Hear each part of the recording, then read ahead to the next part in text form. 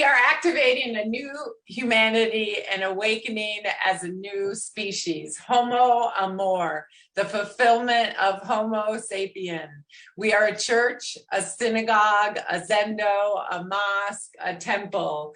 We are all of it. No one is excluded, everyone is included, and we come together to attune to the evolutionary impulse awakening within us. I am Christina Tehel, the co-executive producer, along with Krista Josepha, Jacqueline Clark, and Jamie Long, and we are so very delighted to be with each and every one of you today for week 264 of our live broadcast. What a privilege and honor it is to be a part of this global community where we contribute to humanity's flourishing. Join the twice monthly Thursday Dharma Circle with cutting edge Dharma talks with Dr. Mark Goffney and intimate practice sessions with both Shahat Kortan and Claire Molinar to complement the teachings. The Dharma Circle is a holy study of the Dharma of unique self, outrageous love, Homo Amor, the universe, a love story, and first principles and first values, and other core topics from Dr. Mark's cosmo-erotic humanism teachings. To learn more, reach out to Shahat, whose email is in the chat box now. A lot of the main teachings from One Mountain are also in books by Dr. Mark Goffney and Barbara Marx Hubbard and others. On our resource pages, you will find these books on the website, www.onemountainmanypaths.org, like I've got it upside down, A Return to Eros, The Radical Experience of Being Fully Alive, which is also read on Audible by Gabriel Anwar.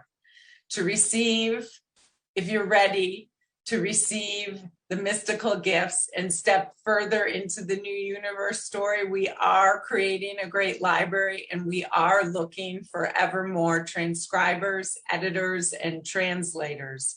We give a shout out this week to Shanti, who with holy devotion is organizing, researching, and transcribing for this Da Vinci project of the Great Library. To get involved, reach out to Krista Josepha for the Holy Opportunities, whose email is also in the chat box now. Use the Zoom or Facebook chat functions to say hello, to let us know where you're from, and to resonate the Dharma. On Zoom, do check that your chat settings say everyone so that we can all hear from you.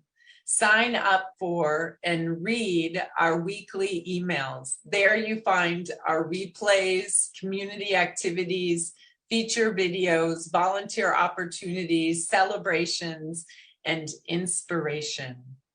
Now for what to expect today. We begin with a recap from last week's One Mountain, Many Paths. Then Dr. Mark Goffney sets our intention, and Krista invites us deeper into community. Then David resonates our evolutionary love code. Then we move into our evolutionary sermon with Dr. Mark Goffney and often with a piece from Barbara Marx Hubbard. And then we will hear from Simona about the Dharma Circle. And to close, we bring everyone on for our goodbyes. Mark writes evolutionary love codes. Mark and Barbara studied codes together, often comparing them to Barbara's own 52 codes for conscious self-evolution.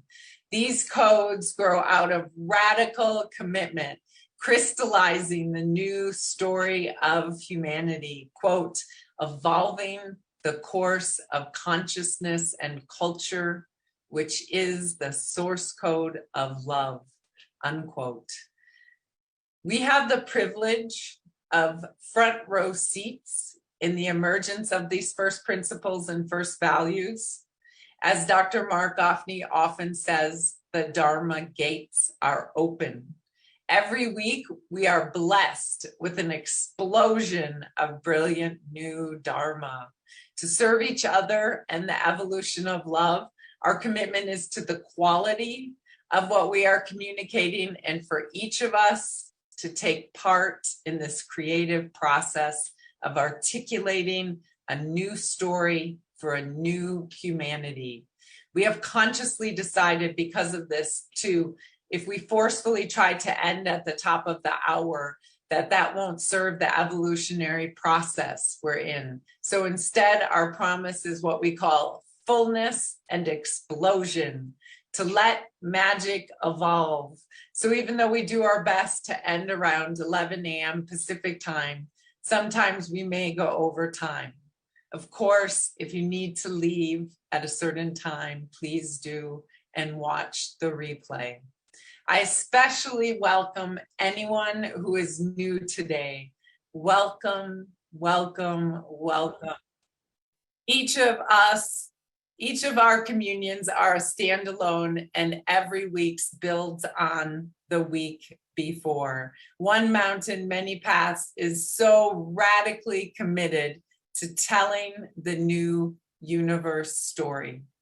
So here goes my recap from last week's One Mountain, Many Paths.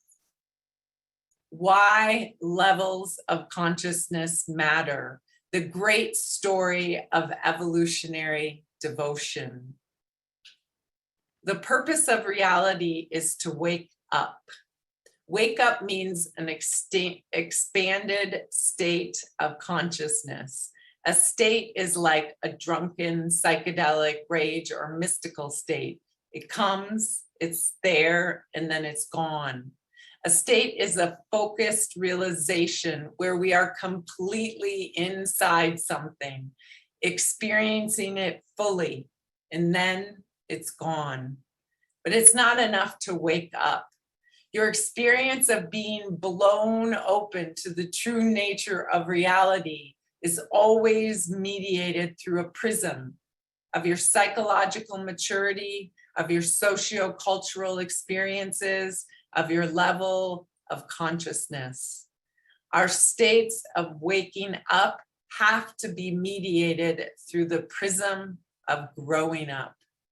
However, many people don't want the challenges in their face of what it takes to fertilize and grow the new world.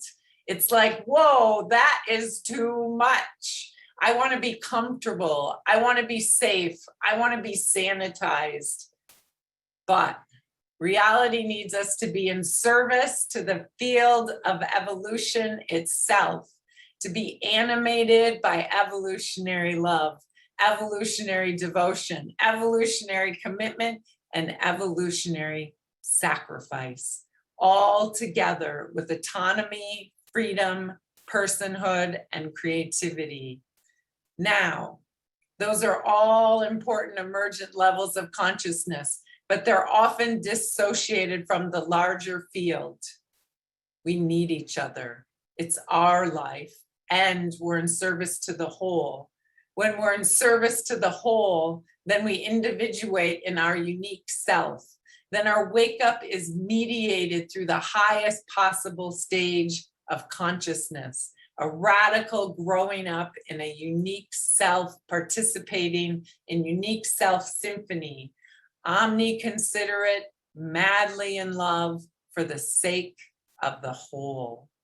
We have this chance at this moment between dystopia and utopia, in this time between worlds, when we're holding the keys to the new source code and we're working day and night together to evolve the source code of culture and consciousness. We have zero chance of being successful unless we sacrifice, unless we are in evolutionary devotion. We are radically and evolutionarily devoted.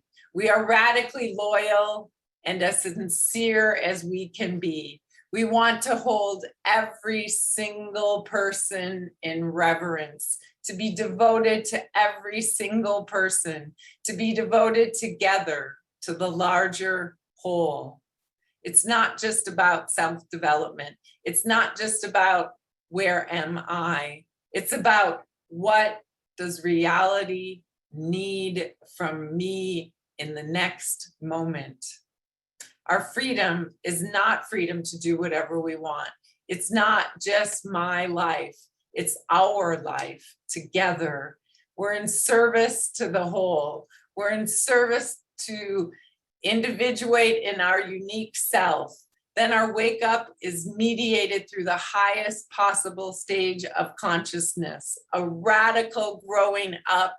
Yes, that's right. A radical growing up in participating in unique self symphony. We are waking up from Homo sapien to Homo amor. With that, I invite us to more deeply enter into the holy and sacred space of one mountain, many paths.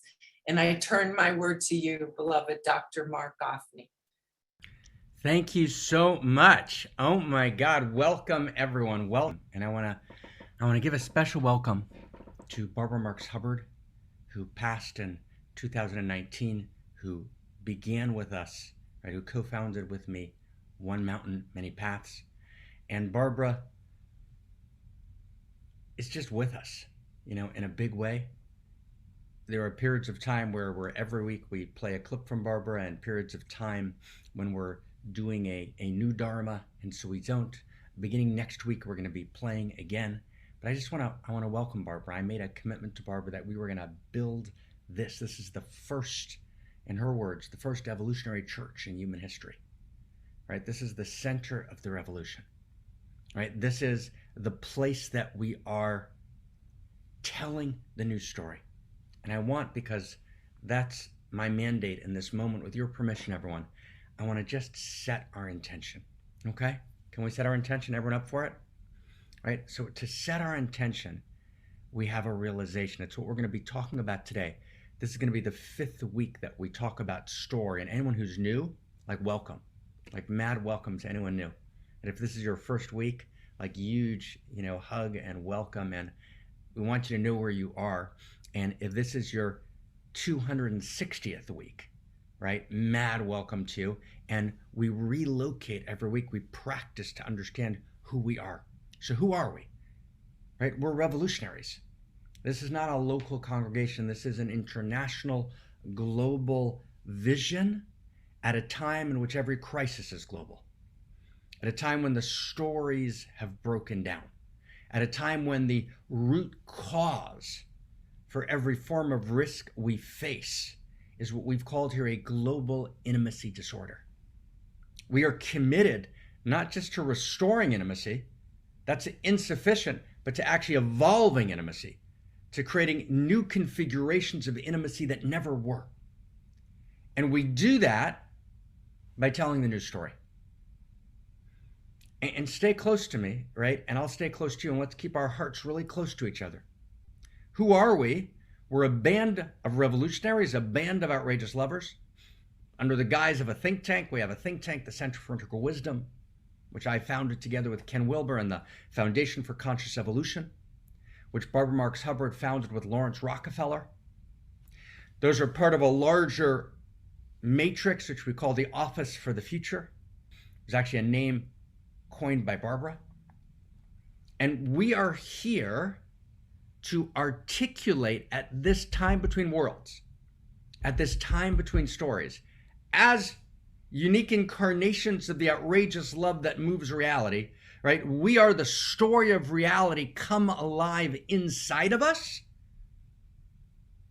which demands to be told in its next iteration, in its next chapter, in its next story.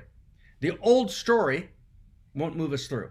The old story won't allow us in this 11th hour to flourish. The old story, in the way it's being told today, will lead us to actually extinction, right? Either the death of humanity, or via a kind of techno-feudalism, the death of our humanity. And the only thing that changes the vector of history, and it's the only thing that changes the vector of a couple or a relationship, is to tell a new story, right? And the only thing that moves things is we're locked in an old story. We realize that old story doesn't meet our experience. There's new information, there's new depth, there's new potentiality, there's new possibility. So we bring this newness, we bring this new information of the sciences, of physics, of molecular biology, of evolutionary science, of emergent science. We bring the new sciences of multiculturalism. We bring the best information of pre-modern, modern, and postmodern thought. We weave this new information together and we synergize. Oh my God, and we have a new story. A new story of who am I and who are you and who are we to each other and where are we? Right? That new story generates new intimacy. We actually participate together in a new story. We're not strangers anymore. We're familia, right? We're familiar, we're family. We're evolutionary family. And the transformation of reality from an alienated global intimacy disorder, right, to a global family that's omni-considerate for the sake of the whole is the only response to existential risk. And if you can we feel into this together for a second? Is that okay? Right, just take yourself, take myself. So if something's breaking down in you, if something's not working, if there's a deep pain in your life, and there's deep pains in my life, and I feel things that, wow, that's not working. And I want to make that, I want to deepen that, I want to transform that, I want to live, right, the joy of cosmos in every second, right, and be part of the transformation. So if something's not working, if something is in the vector of your life, right, not quite happening, what you realize is you've got to retell your story. You've got to re-understand your own story. How do you re-understand your story? There's pieces that you've left out. Okay, there might be people that you've left out. There might be with a particular person a deepening that you need to have. There's parts of yourself that you've split off, right? It might be parts of your greatness. It might be dimensions that are shadow qualities that are in shadow that have seized the steering wheel of your life that you're unaware of, subtle forms of shadow play. But whether your greatness is split off or a dimension of shadow quality is split off, and usually it's some combination of both and they're usually related, you've got to bring all the missing pieces on the table so you can re-narrate your own story, right? I call that reselfing. Did you get that word, reselfing? Because it's only through reselfing that I actually can realize, who am I? I'm a unique self. But what is a unique self? I'm a unique configuration of the eros of reality itself, right? The story of reality itself lives through me. I am evolution, right? The evolutionary impulse pulses in me. From quarks to hadrons, all the way up the evolutionary chain, it's all in me, and I'm additional to it, right? I'm plus. I'm all of reality plus. Plus what? Plus me. And my story is the next chapter. Right? The way I live, I'm part of the leading edge of the unfolding of the next chapter of the universe story. And when I come together, right, in outrageous love, when I come together in evolutionary love, right, with my friends here in One Mountain, and we begin to form a unique self symphony that's telling the new story, oh my God, right? That's what we're here for. That's our intention. That's our vision. It's a big deal. And Christina Amelon, and thank you for your beautiful Dharma recapitulation, and thank you for your grace as the camera's on and the camera's off, and all the things that get to happen in the normal technicalities of life where we get to have the delight of holding our grace, which you always do so beautifully. Christina Amelon, who's kind of our leader in the Great Library, right? The Great Library Project. So I just want to say, she asked me to say a word about it, which I want to do just for a second. I want to give a name to the Great Library. Right, at the center of this great vision is what we call the Great Library. I want to give it a new name. Let's call it the Homo Amor Library, a memory of the future. Right, the Homo Amor Library. Right? Homo Amor is the new human and the new humanity. Right? It's the new story. It's the human being who's not just in a casual romantic fairy tale that comes and goes, but my romantic fairy tale is part of, right, the story of reality. My story is chapter and verse in the universal love story.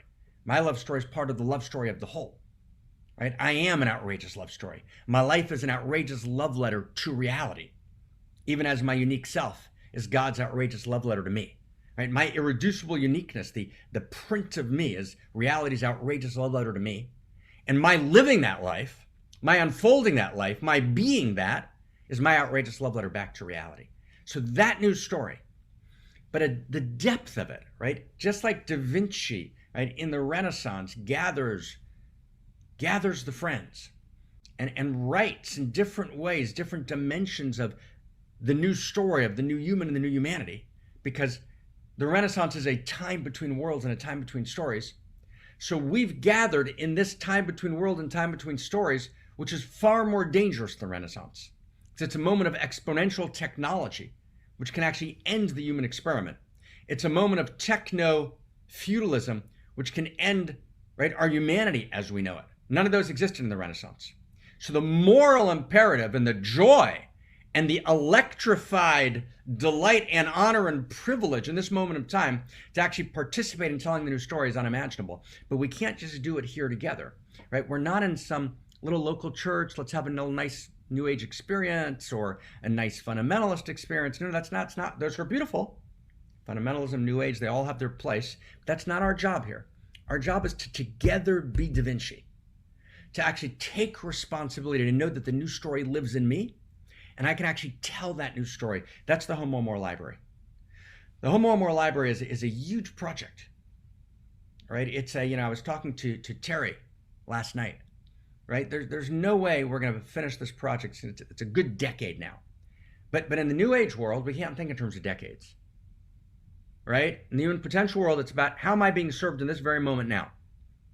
We don't have this commitment to continuity, right? We're not aware that we actually are part of a covenant between generations, and the torch is now in our hand. And we have to actually become in our bodies a memory of the future.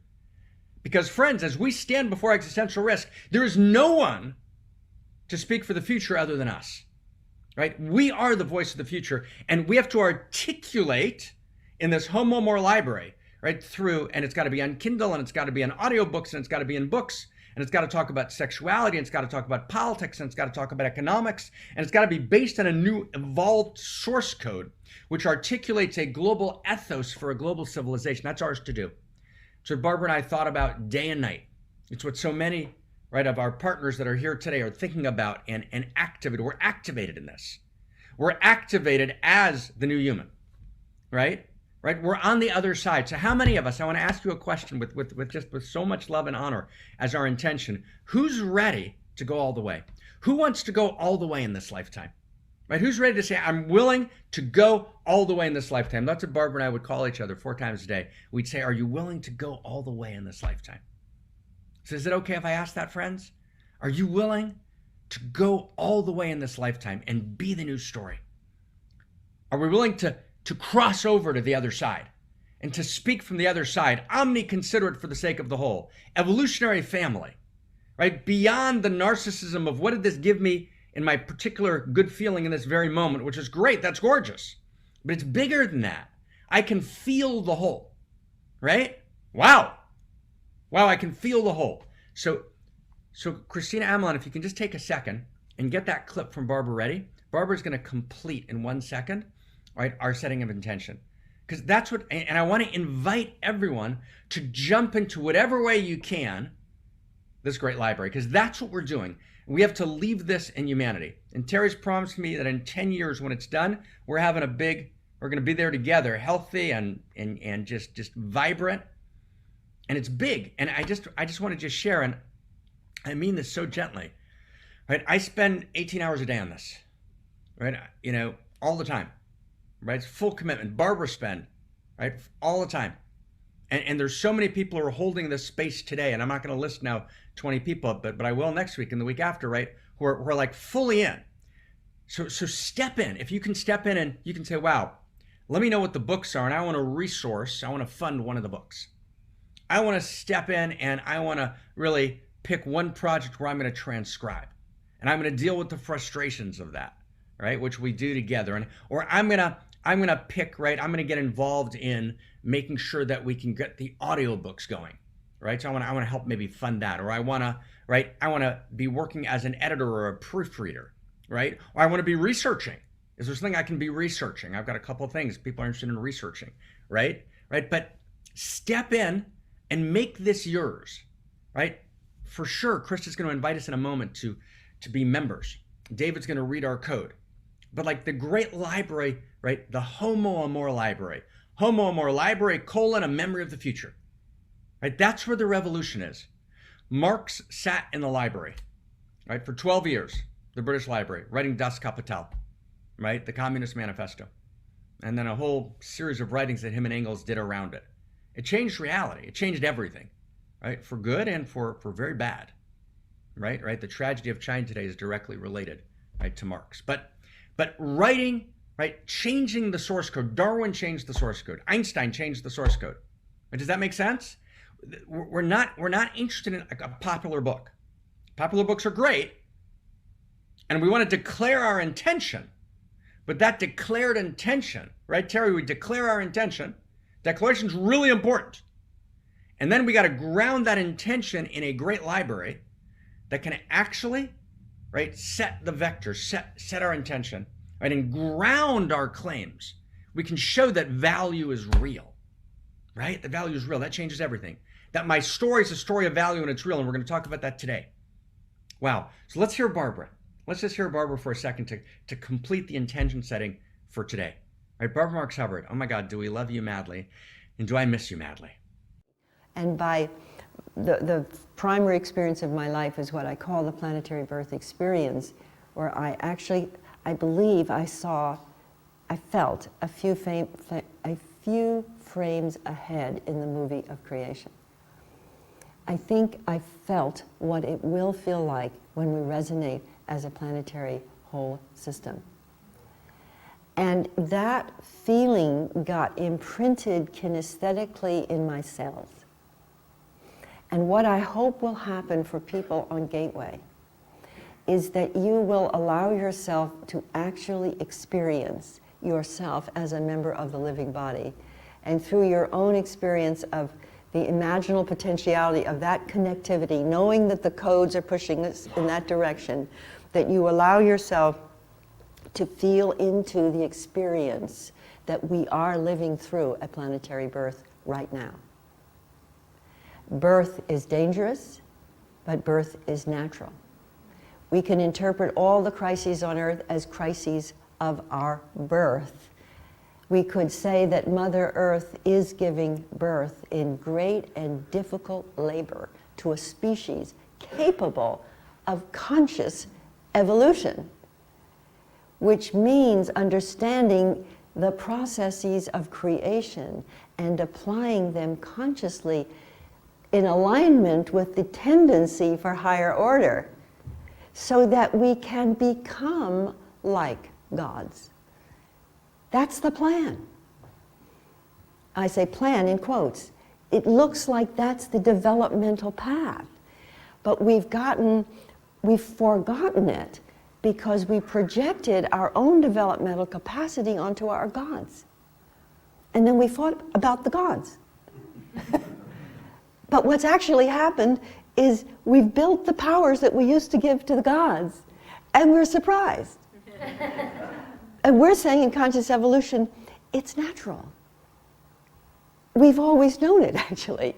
Now we've got it, and we want to be, as conscious evolutionaries, the capacity to guide the power, starting with our own spiritual and social capacities and moving on out, so that it would be our hope that people with an evolutionary perspective will begin to act as guides in humanity's transition from this stage of evolution to the next. And I think what we learn to do when we see with evolutionary eyes is to interpret the crisis in our personal lives and in our social lives as a birth. And somebody has defined conscious evolution as awakening of the memory that comes from a synthesis of both scientific and spiritual knowing. And in some deep sense, we all already know this, because we are it. We are the full story of creation in each one of us come alive. And we've been told it in our spiritual traditions, and now evolution has brought us to the point of being conscious participants in the story of creation. Now, did you catch that sentence, everyone? right? We're awakening the memory. So that's what Barbara and I call a memory of the future, right? We are together a memory of the future, and we got to love each other madly. And I want to ask everyone listening, I'm going to turn now to Krista, but I want to ask everyone listening from around the world, just feel the love of reality moving in you. And feel the most intense love you ever felt, and then bring it to this moment and widen your field of love, deepen your field of love, and just step into the chat box for a second, right? If you can, let's just find each other in the chat box. Who's up for that? Thank you, Barbara. Thank you. Who's up in the chat box? And just say, right, I'm willing to love madly, right? I'm willing to love madly. I'm willing to say, I'm willing to love madly, right? I'm willing to love madly, right? Right now, right? I'm willing to love madly right now, right? Oh my God, right? Right? We are the outrageous love of reality come together in this evolutionary communion, right? This evolutionary communion of pioneering souls. Barbara's beautiful phrase. And Barbara's going to be with us, right? Starting next week, for the next few months, we're going to be working and doing the Dharma together. I'm willing to love madly, right? And love each other. We're going to love each other madly, right? And come, whether it's in the Dharma circle, whether it's this summer, right, at the festival, right, but let's find each other, right? I'm going to step in, I'm going to love madly. The only sanity is to love madly, right? Krista, right? Welcome, everyone. Welcome. It's such a crazy honor to be with you. Barbara, miss you so much. And we're committed all the way. And by the way, the clip you just saw is from a new course by Barbara that Barbara gave to me, literally put in my hand in Portland and said, this is not in the world anyplace. Will you please, right, will you do this for me? Will you put this in the world? And so Krista and myself and Christopher Van Buren and Bill Gladstone got together. We actually put this course in the world, and Krista led the way and did a brilliant and gorgeous job. And then this is now in the world. Wow. Right? And so Barbara, it's just the beginning of my fulfilling that commitment to you. And Barbara and I are wildly excited and about, I hope, 4 or 5 months to put out 2 big books together about the memory of the future. But thank you, Krista. Right? Thank you, everyone. Right? Take us inside, Krista. Oh my God. Take us inside. Yay. Wow. Beautiful. Before we go into practicalities of how we can step in, I just want to invite all of us to feel into that huge invitation that Mark just laid out for us, and feel into our commitments that we are willing to love madly. Amor, amor, amor, amor, amor. Amor, amor, amor, amor. Amor, amor, amor, amor, amor, amor. Amor, amor, amor, amor, amor, amor. Amor, amor, amor. Amor, amor, amor, amor, amor. Amor, amor, amor, amor. Amor, amor, amor, amor, amor, amor. Amor, amor, amor, amor, amor, amor. Amor, amor, amor.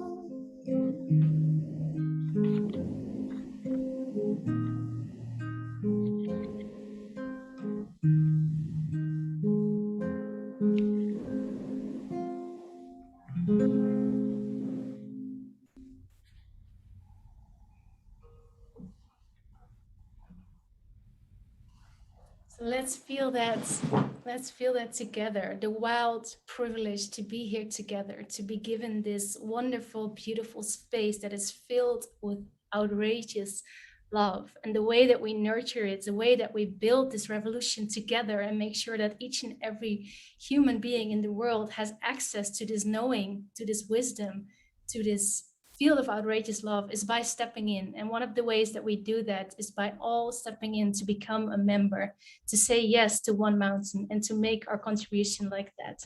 So I want to ask all of us to become a member, and you do that by going to our website called onemountainmanypaths.org. And I just want to show you that for a moment. Excuse me, right here. If you click here on membership, you can register to become a member. And if you do, you will get access to all the online courses that we recorded with Dr. Mark Gaffney, but also some of them are together with Barbara Marx Hubbard, like Becoming a Future Human. And we also have beautiful member study groups right now studying together Becoming a Future Human, but you can step in and join the next course, which is called The 11th Hour, also with Mark and Barbara together. So go to onemountainmanypaths.org and become a member and sign up and say yes to this revolution so we can do this, all of us together. Thank you so much. And I give my word to you, David, to resonate the code. Beautiful song to invite us into participation here into this great, outrageous love story that we're all in. This week's code. Reality is not merely a fact. Reality is a story. Reality is not an ordinary story. Reality is a love story. Reality is not an ordinary love story. Reality is an evolutionary love story, an outrageous love story. And your story, your outrageous love story, is chapter and verse in the universe, a love story. Reality is an outrageous love story, which is a story rooted in first principles and first values. Existential and catastrophic risk generated by complicated, not complex systems and exponential technology cannot be addressed by a new story alone and cannot be addressed only by first values and first principles. Existential risk can only be addressed and transformed by first principles and first values embedded in a story of value. Or said differently, a story of value rooted in first values and first principles. And finally, your story of value rooted in first principles and first values is chapter and verse in the universe, a love story. And with that, I give my word to you, beloved Dr. Mark. Thank you, David. Thank you, David. This is a white shirt day for the men, I see. Okay, white shirt it is. Welcome, everyone. Welcome again. So let's dive in. Who's ready to dive in? Are we ready? We're going to do a whole new step today. And we're revolutionaries and we're articulating the new story together. And we're going to try and understand, right, the parameters of the new story. Thank you, David, for the beautiful resonance of the code, which we're going to get back to. Right? So gentle, so good. And now let's find our way. Let's take this next step. So when we say, and then we're gonna finish today, right, with prayer. So here we go. We ready, everybody? Thank you, David. Who's ready to go? Who's ready to go? Who's ready? Are we ready? Are we ready? Who's ready? Are we ready? We're gonna step and we gotta go to the next step now. We're gonna take a big, huge, right, important and not simple next step. When we say, right, friends, when we say reality is not merely a fact, reality is a story. And reality is not an ordinary story, right? Reality is a love story. And reality is not an ordinary love story, right? Reality is an evolutionary love story. It's an outrageous love story. And my personal story is chapter and verse in the story of evolution, in the evolutionary love story of evolution. I'm in the context of the infinitely intimate personal dimensions of my life, which are precious glimmerings, fractals of infinity, uniquely incarnate as me, the evolutionary impulse literally throbbing in me, right? And every love story is the great love story of Krishna and Radha. right? Of Rama and Sita, of reality coming together. Whether it's the love story between me and myself, when I find and I integrate and I delight in the split off parts of myself and I begin to actually chart my course. Or whether it's my love story with my beloveds of different forms and different shapes and in different expressions. But it's the realization my love story is chapter and verse. And I'm part of being not in a fairy tale, but a fairy tale that's an outrageous love story, is precisely this knowing that my love story is chapter and verse in the universal love story, and that story matters.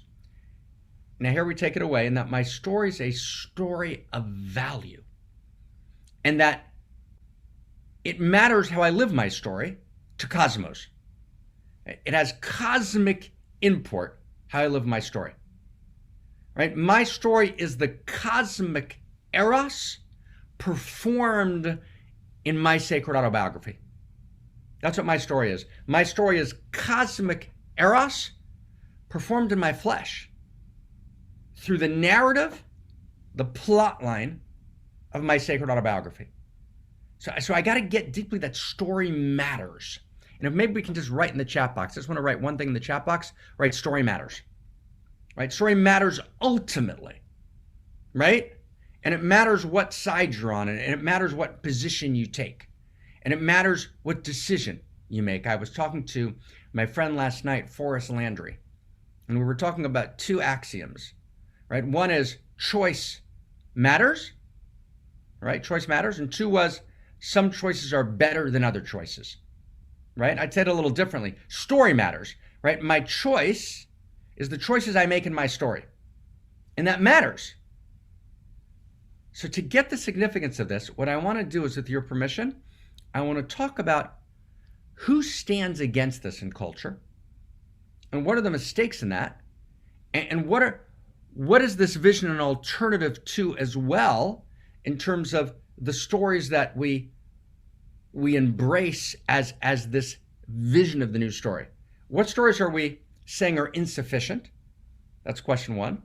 And what are the movements against story? Because only by understanding that, we can actually understand the drama of what we're saying, right? It's a major, momentous evolutionary leap we're making here in this new story. And so we really got to get it, right? Let's get it. Here we go. So one, okay? So here's one. So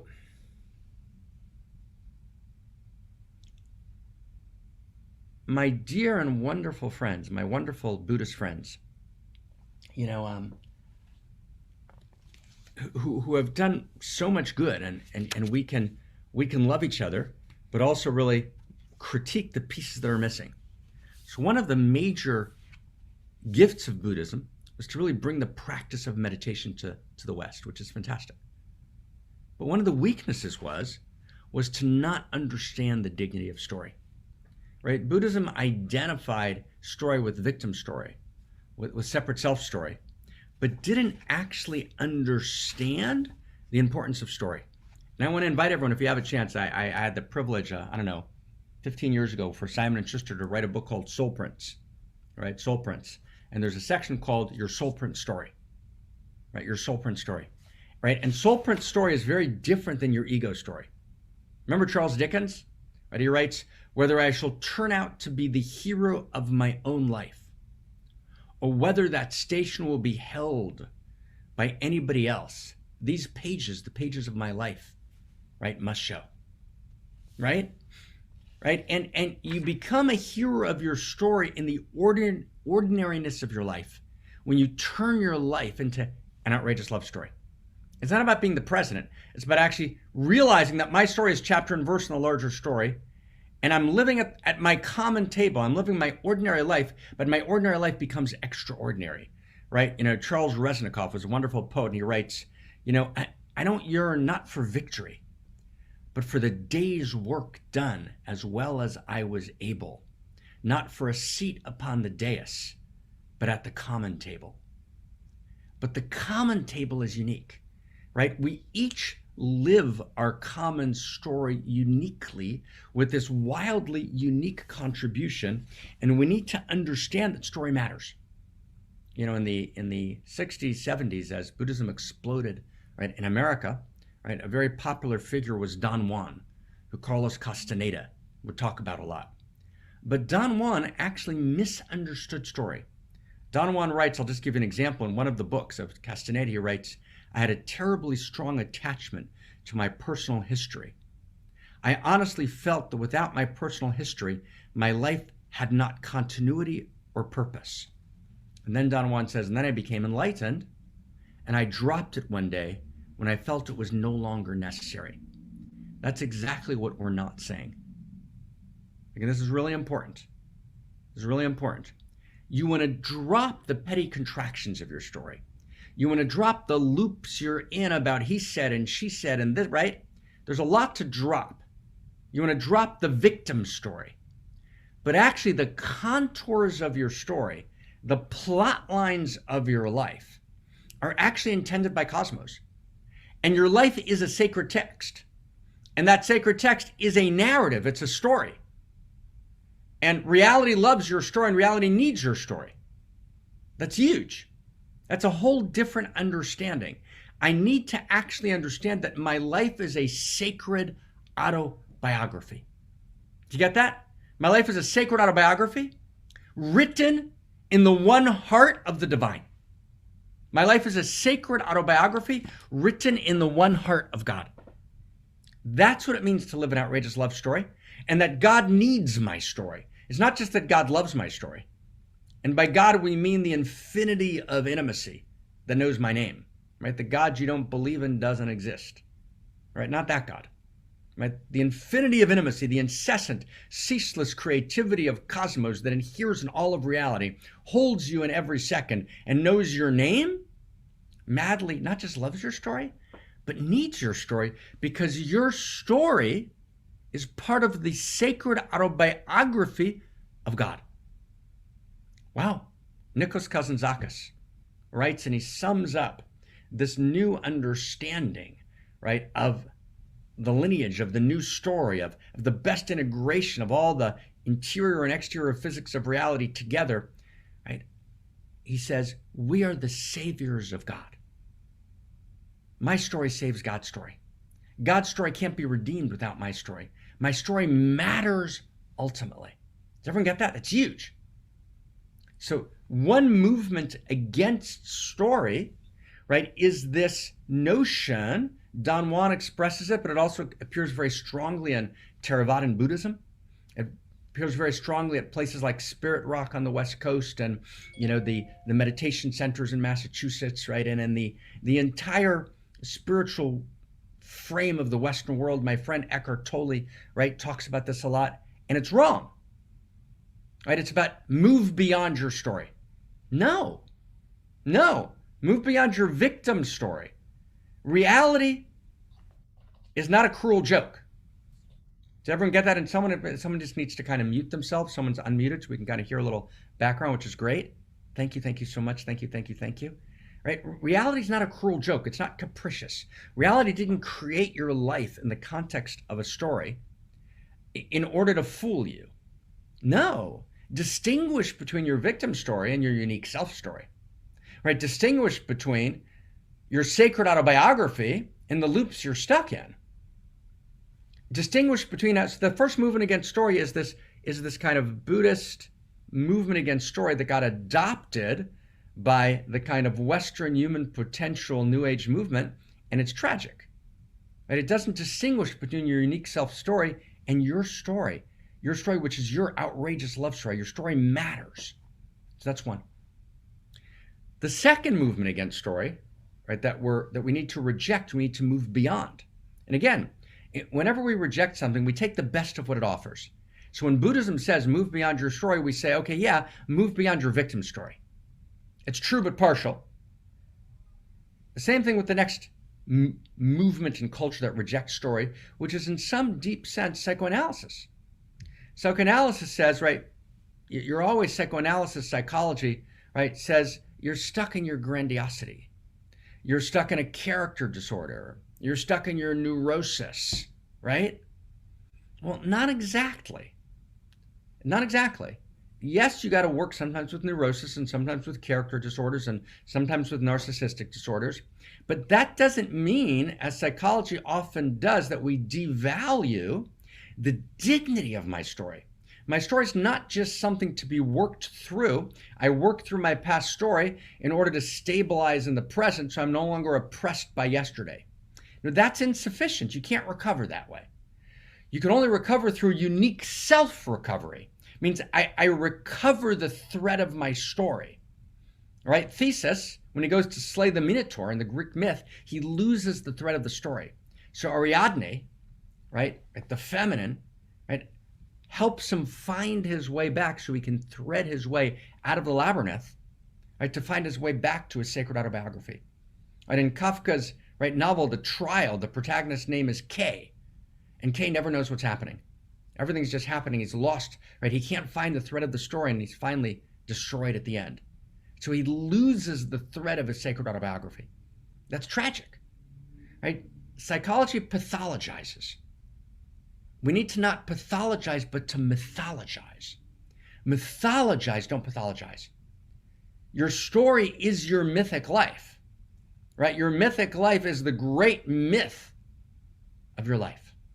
And so I want to invite everyone, and some of us have done this personally in Holy of Holies in a very deep way, but I want to invite everyone just to start in some way, write your sacred autobiography. And we said this a couple of weeks ago, and I don't know who started, but I want to invite everyone, write just one page. Write your mythic story. Follow your storyline. Right? Get a sense of what are the unique contours of your story. What does reality need to happen in your story? Because your story is not yours. And that's the third point. It's the realization, right? And this is the third movement against story, which is materialism. Right? And it's reductive, not science, but scientism, right? The dogmas of science. Reductive materialism says your story is completely random and chance. Right? It just doesn't matter at all. Right? It's capricious. There is no ultimate meaning. Right? As Camus writes when he begins his existentialist novel, right? The Stranger, mother died today or was it yesterday? Right? Nothing matters. Right? So the third movement against story, there's kind of strains of Buddhism. There's the mood, the resonant mood of psychology, which views the past story as a healing modality, but doesn't get the dignity, right, of my sacred autobiography.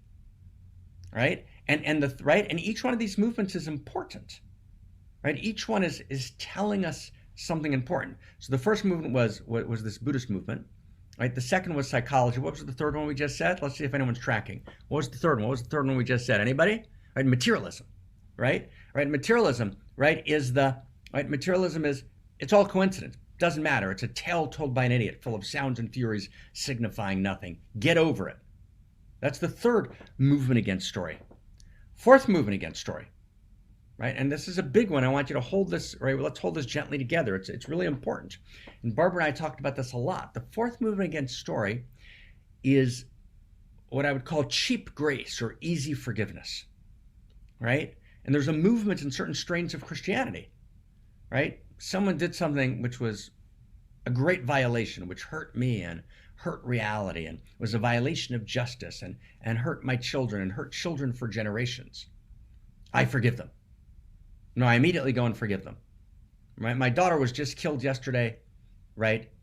And today I forgive the murderer. Whoa! Slow down. You move too fast, my friend. No.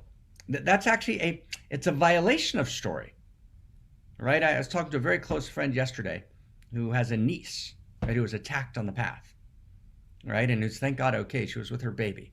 That's an outrage, right? When stories violated, when false complaints, right, are spoken, when untruths are put into the public space, which violates story, you don't lightly, I forgive you. Whoa, not so easy. That's cheap grace. That's cheap forgiveness, right? Cheap forgiveness is a movement against story. Do you get that? It doesn't take story seriously. It's not truly what we would call in the lineage. It's not truly non-duality. Do you get what I mean by non-duality? By non-duality, what I mean is, right, story and non-story are one. Yes, you have to move beyond story. You move beyond your petty story, your contracted story, what we've called your victim story, your separate self story. Right? Yes. And then you realize non-dual meaning it's all one, it's one love, one heart, and absolute consciousness incarnates in your story. And as the Heart Sutra, right, implies, Nagarjuna, form is emptiness and emptiness is form. Right? Story and not story are one. You can't split between those. Right? You've got to take your story seriously. No cheap forgiveness. Right? No cheap forgiveness. Simon Wiesenthal, he was the Nazi hunter. And my colleague Marvin Heyer, I knew many years ago, started something on the west coast of the United States called the Simon Wiesenthal Center to honor Wiesenthal's work. Wiesenthal writes a book called The Sunflower, right, in which it's after World War II, and an SS Nazi officer is sick in the hospital where he's an orderly and says, "Forgive me." And Wiesenthal says, "Well, can I forgive you? That's not so easy," right? A friend of mine who was a friend for a period of time, right? And at a certain point, stepped out of that place, died about 24 to 36 hours ago. And I knew that he was going to pass away, on Thursday night. And I was here in Florida, and I was in bed late at night. And Christina was in New York, right? And she'll be back in a couple of days, yay. And so I was in bed by myself and just kind of deep in meditation, do I forgive this erstwhile friend?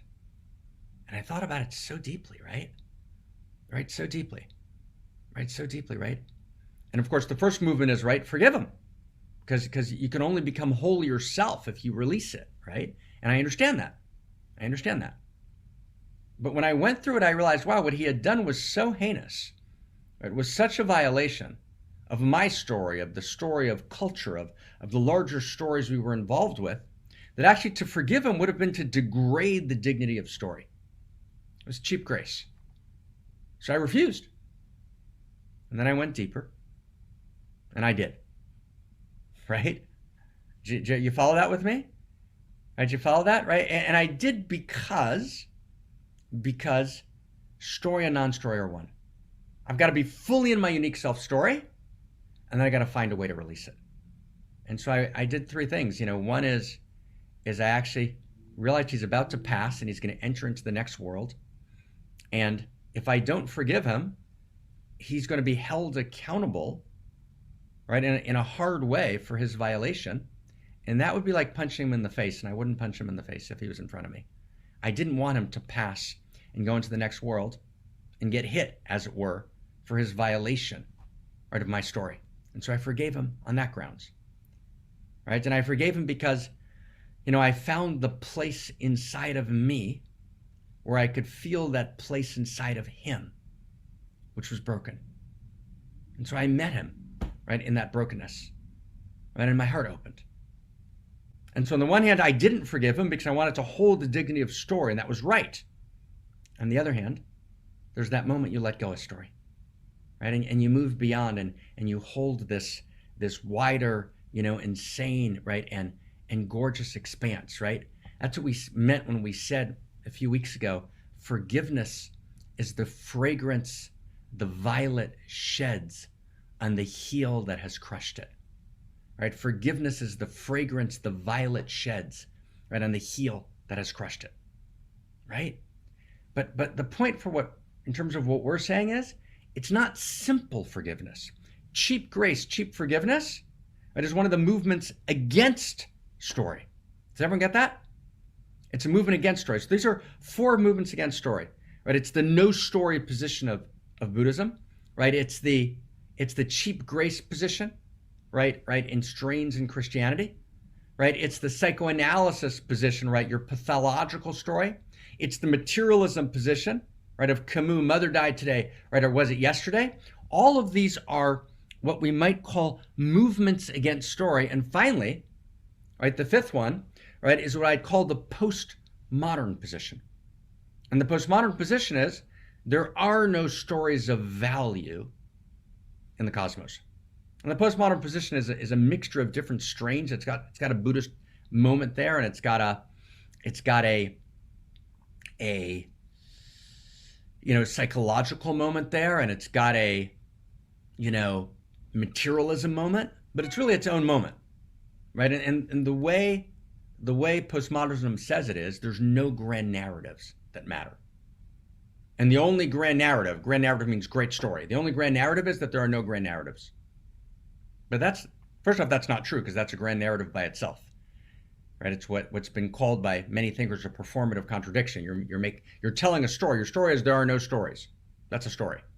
But let's block that, right? Let's block that, right? Let's just get it deep here for a second, okay? Let's get it deep. Of course there are stories of value. Stories of value matter ultimately, right? And my story participates in a story of value. And there are stories of value because there are first principles and first values, right? If there's no first principles and first values, there's no story of value. But actually, reality is the evolution of first principles and first values embedded in a story of value. And my life is a story of value, right? That's an outrageous love story. Now you get that that's bigger than, let's go one last step. That's bigger than a success story, right? So the success story, rivalrous, conflict-based, and governed by win-lose metrics. I've got to commodify in order to exist, right? Success story, separate self, win-lose metrics, all the way up and all the way down in every situation. Success story, that's not an outrageous love story. Outrageous love story is larger than that. Romantic story, just my fairy tale, me and you, cut off from the world. It's not an outrageous love story. Does everyone get that? Okay, it's deep, it's real, right? In other words, none of those, right? A hero story, right? Campbell, very beautiful. Hero story is really beautiful, but it's me, I'm the hero. It's my mythic hero's journey, right? Which is my psychological transformation, which is how Campbell reads the hero's journey. Christina showed me a beautiful movie called Looking for Joe, which correctly explains Campbell in this precise way. That's what Campbell's saying. Saying my psychological journey, right, is the story of my life. And that's beautiful.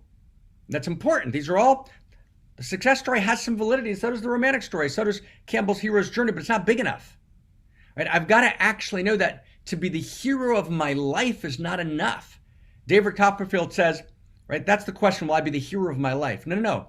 I can't be just the hero of my life. I'm the hero of life itself. That's what Barbara was talking about at the beginning of this broadcast, right? The evolutionary story lives in me. Right? The hero story is not enough, right? So the hero story is insufficient. The success story is insufficient. The romantic story is insufficient. Does everyone get that? And the religious story is insufficient, right? Where I live in the world and I'm tested, right? To see if I'm obedient to God, right? To see if I'm, faithful, right? To my deepest principles. That's important, obviously wildly important, but it's not yet an outrageous love story. An outrageous love story means I take the dignity of this world seriously, and I realize that I'm part of a thread. And it's not the religious story which says the world is a hallway to the next world. The narrative arc of the world doesn't matter. The world's just a testing ground to get to the real place, which is heaven with harps. And I'm all in favor of heaven with harps. Heaven and harps doesn't mean, it's a mythic image of a continuity of consciousness, which is real. But it's insufficient. I'm not just here, right, to be tested to see if I get to heaven with harps. I'm here because there's a covenant between generations. I'm here because as humanity together as a whole, we're trying to create something new. There's a movement in history, and that movement in history is the evolution of God. At the evolution of humanity, which is the evolution of love, is the evolution of God. Something happens when infinity discloses itself in the intimacy, right? In the finitude of reality, right? God's yearning for something, right? Infinite God can't actually realize the full potential of divinity itself without manifesting as reality. There's something that becomes more by me participating in the great sacred autobiography of God, in which my story is chapter and verse. Wow. You get that? That's an outrageous love story, right? That's an evolutionary story. That's an evolutionary love story. It's when I begin to understand that evolution, the love story of the universe, right? And it begins with quarks, and it goes all the way up through me, and it gets more and more unique, and more conscious, right? And more creative, and more caring, and more intimate, because those are the 5 plot lines of the great, outrageous love story of reality in which I participate directly. Oh my God. Oh my God, wow. Did everyone get that? So this is the new chapter. This is the new story. The new story is a revisioning and a re-understanding of story itself. Wow. Brett, yes. Right, Brett, right. But let's go take it the next step, okay? All right, let's pray together. Can we pray together? And oh my God. Can we pray together? Thank you, thank you, thank you, thank you. All right, let's now realize our story matters, and we come before the altar of she, and we offer up everything because our story matters. So therefore, my holy and my broken hallelujah matter. Take us inside. Right? Our story matters. Right? Together, outrageous lovers. Right? The holy and the broken hallelujah. Leonard Cohen. Now I've heard there was a secret chord that David played and it pleased the Lord. But you don't really care for music, do you? It goes like this: the 4th, the 5th, the minor fall, the major lift, the baffled king composing hallelujah. Hallelujah.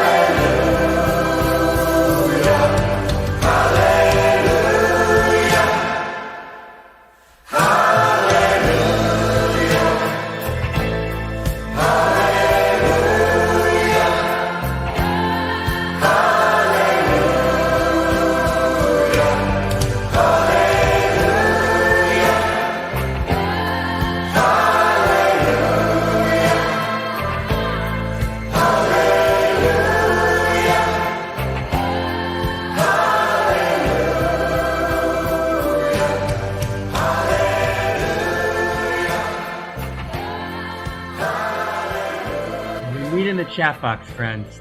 I pray for me, my cousin, my uncle, the world, or for everything, right? The holy and the broken, hallelujah. Oh my God, right? Oh my God, right? I pray for the covenant of future generations, Jamie, right? Jacqueline, I pray to live my unique evolutionary story, courage and grace. Zohar, praying for everybody in pain right now, for everyone whose story has been violated. Shanti, holy brother, I pray for the healing of my friend Sandra from lung cancer, my own liberation, right, to find outrageous joy. Terry, I pray for the healing of my niece and her family. Inika, oh my God, I pray to see my daughter, Joseph. I pray for my sisters to find it within to forgive my father, not the cheap, but the deep. Right, Becca, right, Becca, oh my God, I ask for the healing of my loved Bob and his eyes be open to his exquisite beauty. Oriana, who I'm always at your altar, right? I pray for the peaceful transition of beloved Terry Patton. Amen. Right, Eugis, and I pray that I have everything I need to translate and distribute the book and the Dharma of unique self in Latvian. Oh my God, Jija, and now I'm not pronouncing it again, right? Hija. You gotta help me. I got it once, now not getting it perfectly, and so you gotta help me. But I pray for the healing of humanity. Paul, right? And from the Low Countries, pray for more light on this Tao. Shahati, I pray for my landlord. He can fix his stuck stuff. Raquel, thank you. Right, I pray for healing that's personal and collective, right? 3 years, right? We've been deep in this together, writing, right? This beautiful images that you're going to produce in that wonderful book that we're all waiting for. Myra Bennett, I pray for wellness and comfort. I pray for this for myself and everyone. Benjamin, right? I pray for us to realize that, right, your unique story matters, right? Haley, I pray for my mother's dad, Tim, who's recovering from a terrible bike accident, right? And oh my God, right? Renee, and I pray for the courage to see everything through the lens of love. Brett, I pray for the transhuman Buddhas and Bodhisattvas to come down, right? Oh my God, right? Rob, I pray for my own shame about what is good and not good about myself, right? Right? You're going to lift us higher. We're going to lift higher together. Enoch, I pray for safe journeys and connecting, right?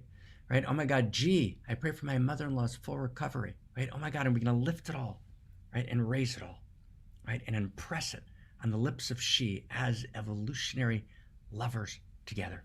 Oh my God, Barbara, thank you. And we turn to Simona, right, to conclude us, right? The holy Simona, right, our professor from Italy with the best accent in the entire world. Simona, take us inside. Oh my God. Thank you, Mark. So I'm going to talk about my story, my story with the Dharma Circle, to invite you to join. So first I want to tell you what I took part in the Dharma Circle for quite a few years. So what I, let's say, loved more were two things. One is that the Dharma Circle is the occasion to deepen the teachings, deepen the Dharma, but not only deepen the knowledge of it, but also see it unfolding, see the Dharma unfolding, which is beautiful, and also become part of the unfolding of the Dharma. So that's a really beautiful process to be part of. The second aspect is that in the Dharma Circle, we practice. And of course, we can practice by ourselves, but in the Dharma Circle, we have the occasion to practice with others, and in particular, to practice with kindred spirits, which is quite precious because not only from a technical point of view, because of course, alone we cannot do what we do in dyads or triads, but also because together we see other things that we don't see alone. So when there is the presence of another, that's a very precious thing to practice. And so this is what I always loved more, let's say, in the Dharma Circle. And this evening, when I had to decide if to join again or not, I was really in difficulty because I was not able to access my desire to be part of the Dharma Circle. But at the same time, when I was thinking, okay, then I will not do it, I was feeling a kind of sadness inside. And so I was a little bit struggling with myself and trying to go deeper until one day I felt that actually I was asking myself the wrong question. So I was asking myself, what could I get out of the Dharma circle? But I had to ask, what can I give in the Dharma circle? And Mark often reminds us that community has a power that no teacher, no teaching by itself can have. So we are here for the revolution of love, and we need the power of community. And the Dharma circle is a place where the core of the community get empowered, because it increases its intimacy and its power, basically. So being part of the Dharma circle is means that we are giving power to the revolution of love. And so that was the key this year that made me find the Eros again, to join and to desire to be part of this Dharma circle. And this is also my invitation to you to join the Dharma circle if you didn't do it already. And join to give power to our revolution of love. And by the way, ultimately you will discover and feel in your heart and feel in your body down to your toenails that in Eros, giving and receiving are one. And so that's really a beautiful place to be. And so this is my invitation to join the Dharma circle and to be the heroes of life. Thank you very much. Gorgeous, Simona. Thank you so much for that beautiful, open heart, loving invitation. I can completely feel you in that. And especially, yes, let's feel the power of this revolution. And to close us, I want to just remind us of the beautiful, beautiful practice that Dr. Mark Gafni invited us into, which is to write our sacred autobiography. So I just want to ask you to commit for yourself to write that piece this week, even if it's just one line or one paragraph, and to share it with others, to be witnessed in you rewriting your outrageous love story. And as you are writing your personal story, you are actually reweaving the entire story of the cosmos. And this is how we can participate in telling the new story. So please do that. And if you want, you can share it with me personally. If you want to be witnessed in it, I'm happy to receive it. And I'll share my email address in the chat box right now. But also you can share it on our Facebook page, which is called Outrageous Acts of Love. This is a beautiful page where we are all invited to share our outrageous love stories also with the world. So that link is also in the chat box. Let's write our outrageous love stories together. And right now we bring this outrageous love all the way into our bodies and we dance it out together. And we invite all of us to come on the screen. So you will get an invitation to up level to become panelists. So just click OK and turn your camera on so we can end by seeing all of our beautiful faces together, dancing together, this beautiful song, Home We Go. Christina, let's hear it. Thank you so much.